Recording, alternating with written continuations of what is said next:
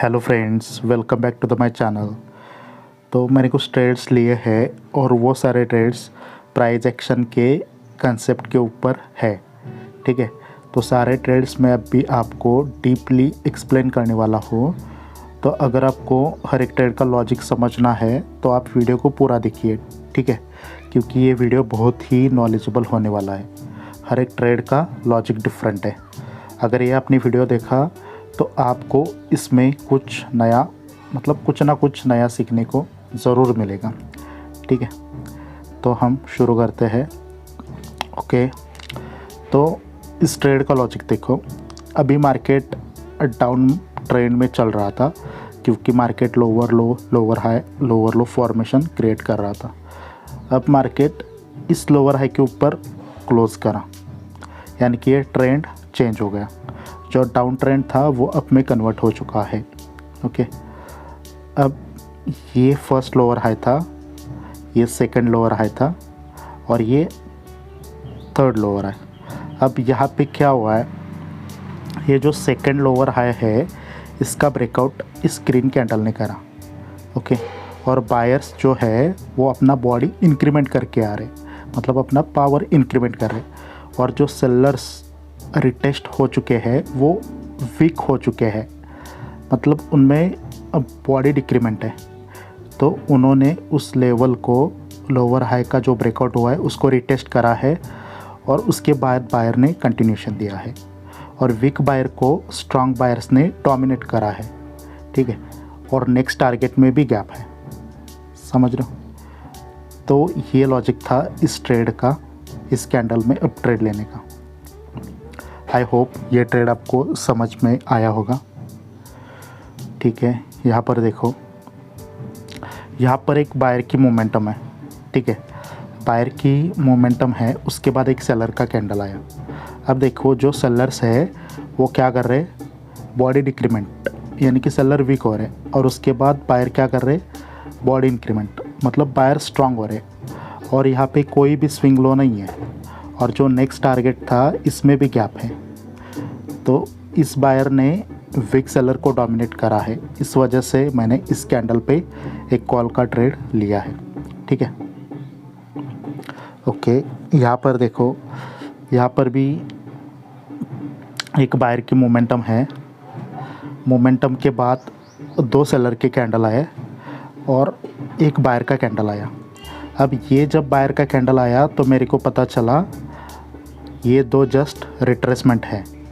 ठीक है, ये दो रेड कैंडल जस्ट रिट्रेसमेंट है क्योंकि इसने कंटिन्यूशन दिया। और ये ग्रीन कैंडल का टास्क क्या होता है, जो फर्स्ट सपोर्ट होता है मार्केट का उसके ऊपर क्लोज करे।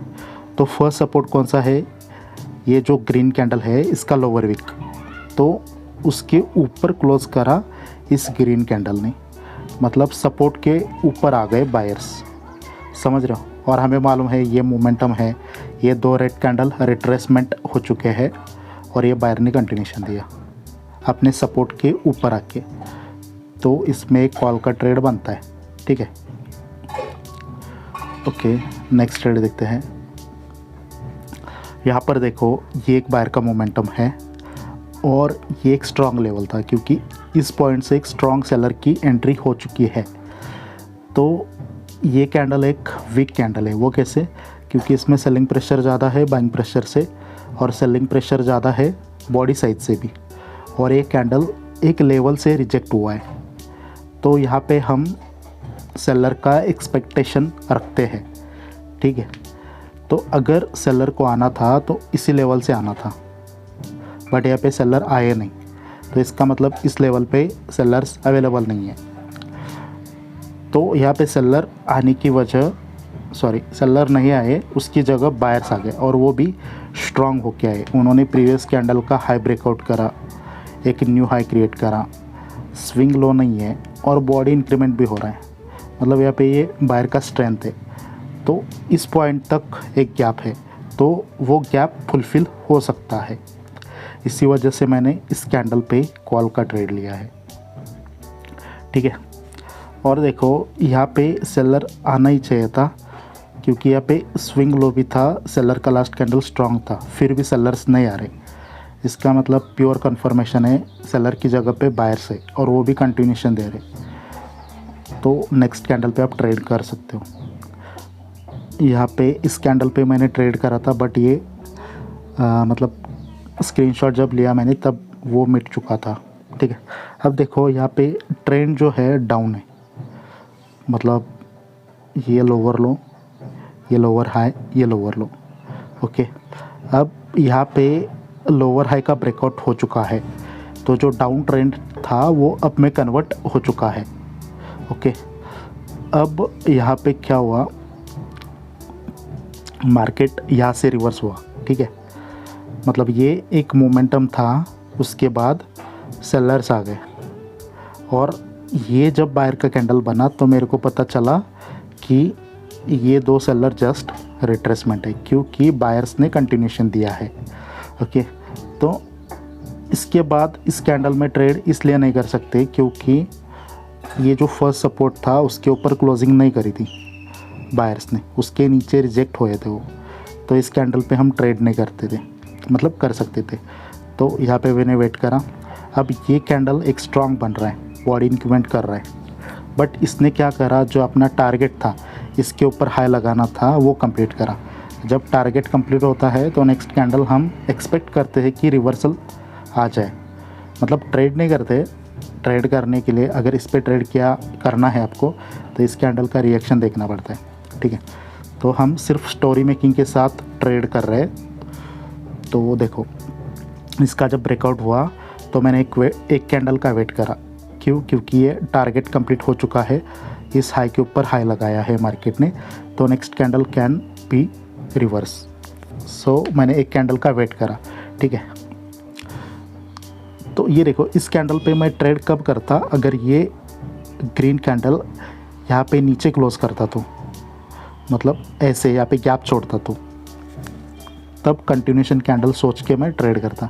तो इसने टारगेट को कंप्लीट करा है तो मैंने वेट करा एक कैंडल का, और ये कैंडल क्या कर रहा है, जिस पॉइंट का ब्रेकआउट करा था उसको ही रिटेस्ट कर रहा है और कंटिन्यूशन दे रहा है, मतलब प्रीवियस हाई का ब्रेकआउट कर रहा है, एक न्यू हाई क्रिएट कर रहा है।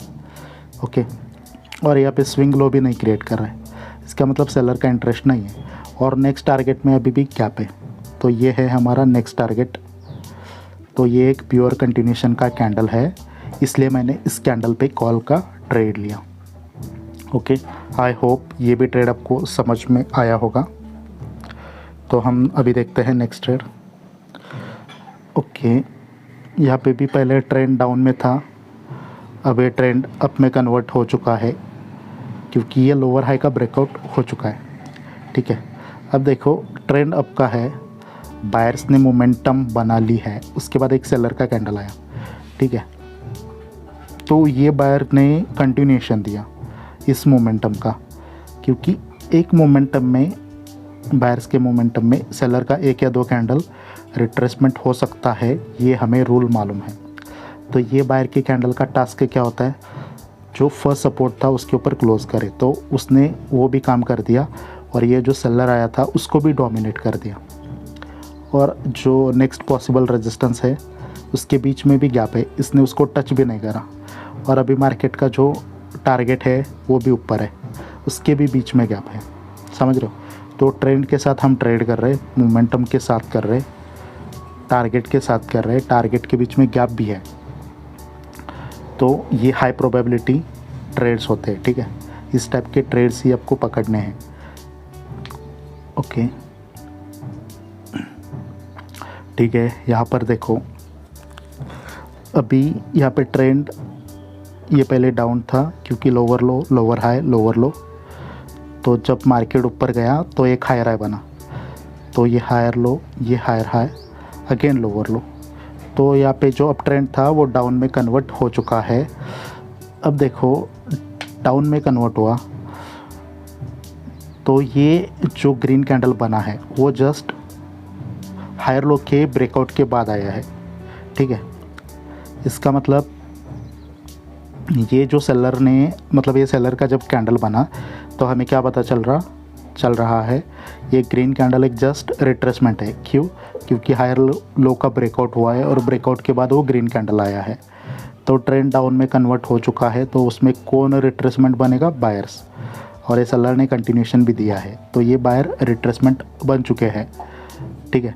तो ये देखो, ये कैंडल खुद से वीक हुआ है, तो इस कैंडल में मैंने ट्रेड नहीं करा, एक कैंडल का वेट करा। बट यहाँ पे अगर सेलर ने कंटिन्यूशन दिया है तो ये कैंडल रेड ही होना चाहिए था, बट फिर भी वो कैंडल ग्रीन बन रहा है। इसका मतलब सेलर नीचे जाना नहीं चाहते हैं। बायर्स का कैंडल आया, ठीक है। तो जब बायर का कैंडल आया तो फिर से स्टोरी चेंज हुआ। तो क्या हुआ, ये सेलर खुद रिट्रेसमेंट बन गए, ठीक है। बट मैं इस कैंडल पे ट्रेड नहीं कर सकता। क्यों नहीं कर सकता? क्योंकि ये वीक है सेलर से। तो मैंने एक और कैंडल का वेट करा।